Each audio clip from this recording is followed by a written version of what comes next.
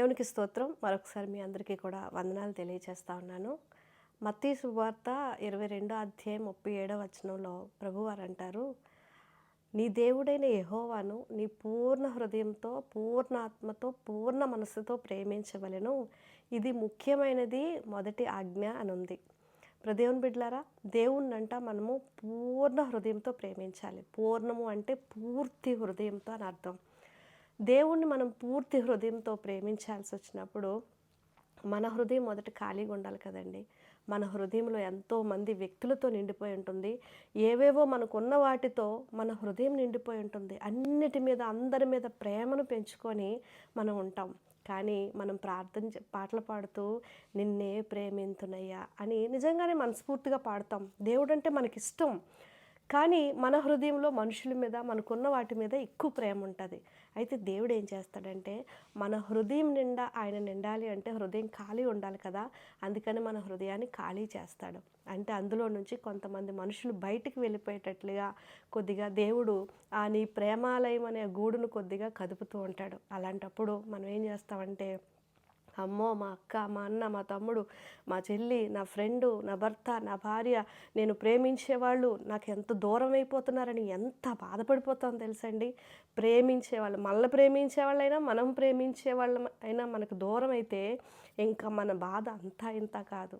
కానీ మనకు మనుషులు కావాలి, దేవుడు కూడా కావాలని ఆశపడతాం. మీరు అనొచ్చు, ఒకవేళ దేవుణ్ణి ప్రేమించాలంటే మనుషుల్ని ప్రేమించకూడదా అంటే ప్రేమించవచ్చండి. ఇప్పుడు పగటిపూట ఆకాశంలో నక్షత్రాలు ఉంటాయి, కానీ కనిపించవు, రాత్రే కనిపిస్తాయి. ఎందుకని అంటే సూర్యుని వెలుగులో నక్షత్రాల వెలుగు కనబడదు. అలాగే నీతి సూర్యుడైన యేసుక్రీస్తు వారు మన హృదయంలో ఉన్నప్పుడు మనకున్న బంధాలు, మనకున్న ఈ లోక సంబంధమైనవి ఏవైనా ఆయన వెలుగులో ఉన్నా కూడా లేనట్లుగానే కనిపించాలి. ఆయనే ప్రథమ స్థానము.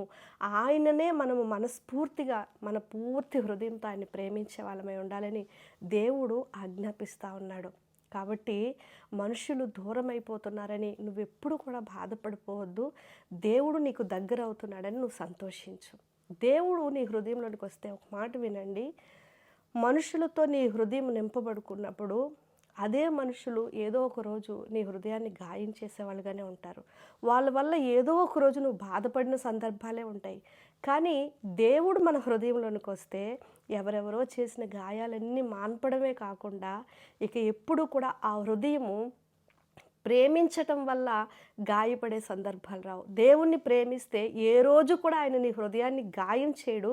పైగా నీ హృదయానికి అయిన గాయాలన్నిటినీ కూడా ఆయన కడతాడండి. అది మనుషుల ప్రేమకును దేవుని ప్రేమకును తేడా. కాబట్టి మనుషులు దూరమైపోతున్నారు అనే బాధపడకు, కానీ దేవుడు నీకు దగ్గర అవుతున్నప్పుడు సంతోషించు. ఒక మాట ఏంటి అంటే, దేవుడు మన హృదయం నిండా నింపబడి ఉంటేనండి ఖచ్చితంగా నువ్వు ఆనందించగలవు. మనకు అనిపిస్తుంది, అమ్మో మనుషులు నాకు దూరం అయిపోతే నేను బ్రతకలేను, అసలు లేకపోతే నేను బ్రతకలేను అని అనుకుంటావు. కానీ దేవుడు మనుషుల కంటే గొప్పవాడు. ఆయన నిన్ను ప్రేమించి నీ హృదయం నిండా ఆయన నిండి ఉంటే మనుషుల ప్రేమ కంటే ఆయన ఇచ్చే ప్రేమ నిన్ను ఎక్కువ సంతోషపెడతాదండి. ఇది నిజం. కాబట్టి మనుషులు ఉండాలి, కానీ ఆయన కంటే ఏది కూడా మనకి ఎక్కువై ఉండకూడదు. ఆయనే మన మొదటి స్థానమై ఉండాలి. అంతేకాకుండా ఆయన గాయాలు చేసేవాడు కాదు, గాయాలు మాన్పేవాడు మాత్రమే. ఆయన పరిపూర్ణమైన ప్రేమతో నువ్వు ఆనందిస్తావంతే. ఇంకా ఏ ప్రేమ కూడా నీకు అవసరం లేదు అన్నంతగా నువ్వు ఆయన ప్రేమతో సరిపెట్టుకొని బ్రతకగలవు. అది ఆయన ప్రేమలో ఉన్న గొప్పతనం.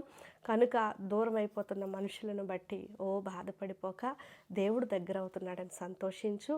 ఆయన్నే హృదయం నిండా నింపుకో. ఈ లోకంలో నువ్వు చేయాల్సిన ప్రతి బాధ్యత, మనుషుల పట్ల మనం వ్యవహరించాల్సిన విధానంలో మనం ఏమాత్రం తగ్గిపోమని కాదు, కానీ దేవుని కంటే మనుషులు మనకి ఎక్కువ అయి ఉండకూడదు, మనకున్నవి ఏవి కూడా ఎక్కువై ఉండకూడదు. అది ఆయన యొక్క ఆలోచన. అర్థం చేసుకుంటారని నేను నమ్ముతున్నాను.